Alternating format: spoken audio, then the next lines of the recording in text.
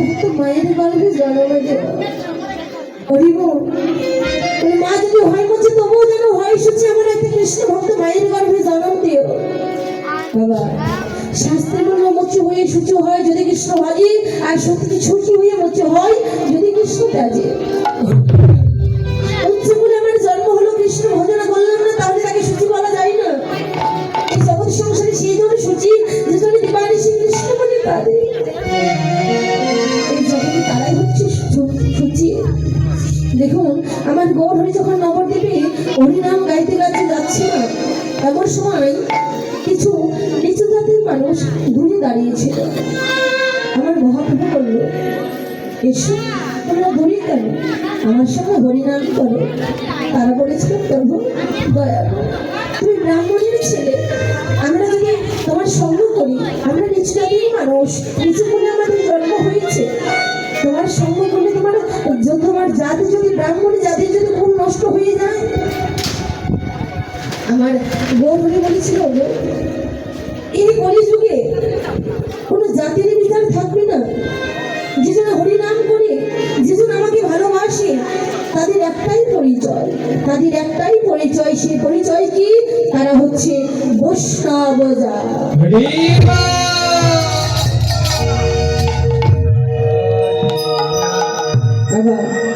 আমার ভগবান বৈষ্ণবকে ব্রাহ্মণের চাইতে উচ্চ স্তরে রাখলেন। দেখুন আমার গৌর হরি আজ নিজে কৃষ্ণ কৃষ্ণ বলে যাচ্ছি, রাধা রাধা বলে যাচ্ছি। বলে আরে মরু গোড়া দ্বিজ মণি। গোড়া অর্থ কি মা?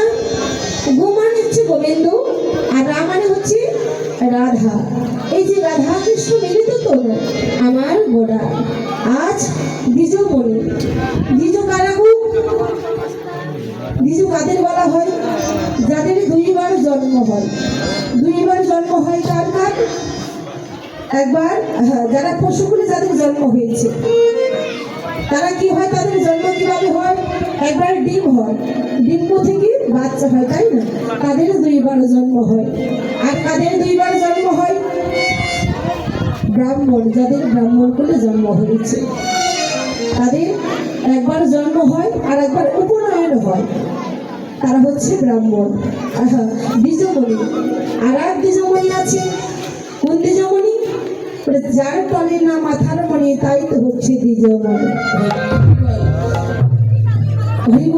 যার ভজনটা ঊর্ধ্বগামী করতে পেরেছে, যারা সদ্গুরুচরণ আশ্রয় করিয়া যার ভজনটা নিম্নগামী নয় ঊর্ধ্বগামী হয়েছে, তারা হচ্ছে দ্বিজমণি।